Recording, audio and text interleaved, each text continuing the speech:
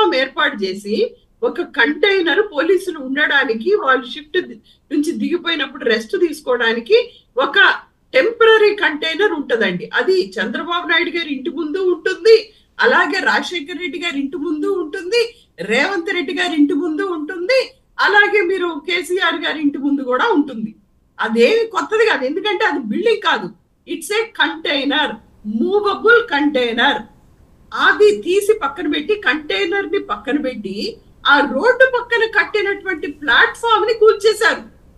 మీకు అర్థమవుతుందో లేదో, ఇది ఆ రోజు నుంచే మొదలైంది. చంద్రబాబు నాయుడు గారు ఆంధ్రప్రదేశ్ తెలంగాణ మీద షాడో సీఎం గా ఈ రోజు పనిచేస్తున్నారు.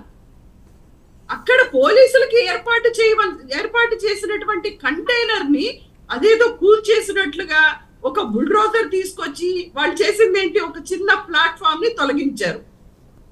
మరి అదే పోలీసుల కంటైనర్, అదే ప్లాట్ఫామ్ చంద్రబాబు నాయుడు గారు, హైదరాబాద్ లో చంద్రబాబు నాయుడు గారి ఇల్లు ఉంది కదా, అక్కడ ఎందుకు తీసేయలేదండి?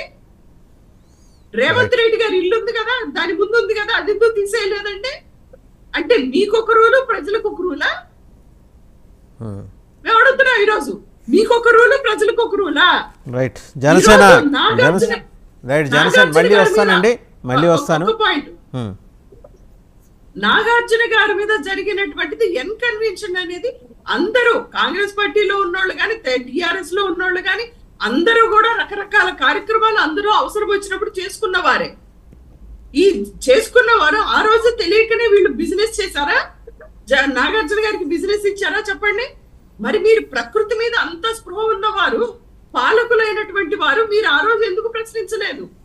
ఇది ఎవరి మీద కక్ష కట్టడానికి? మీరు ఒకటి సినిమా ఇండస్ట్రీలో వీళ్ళు చిచ్చు పెట్టడానికి ప్రయత్నిస్తున్నారు రాజకీయ నాయకులు, మరి ముఖ్యంగా చంద్రబాబు నాయుడు గారు.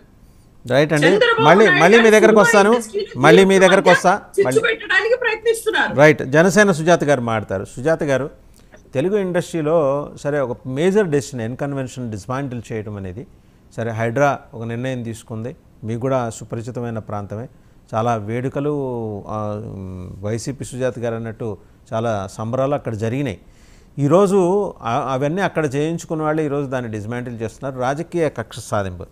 ఇండస్ట్రీకి సంబంధించి ఇంత పెద్ద నిర్ణయం తీసుకున్నప్పుడు ఇండస్ట్రీ నుంచి రిప్రజెంట్ చేస్తున్న మీ పార్టీ అధ్యక్షులు పవన్ కళ్యాణ్ గారి నోటీస్లో ఉందా? ఇది జనరల్గా సంప్రదింపులు ఉంటాయి, పక్క రాష్ట్రానికి చెప్పాల్సిన అవసరం లేదు అనేది technically they may be correct. నేననేది అయ్యా ఇట్లా మేము ఒక నిర్ణయం తీసుకున్నాం ఇండస్ట్రీ నుంచి మీకు తెలియజేస్తున్నాం అనే మాట తెలంగాణ ప్రభుత్వం, ఆంధ్రప్రదేశ్ ప్రభుత్వంలో మరి కీలక బాధ్యతలు, ఉప ముఖ్యమంత్రి బాధ్యతలో ఉన్నారు పవన్ కళ్యాణ్ గారు. వారికి ఏమైనా చెప్పిందా ప్రభుత్వ పరంగా? అలాగే ఇండస్ట్రీ పెద్ద చిరంజీవి గారు వారి నోటీసులో ఏమైనా పెట్టిందా? అంటే మనం నిర్ణయం తీసుకుంటే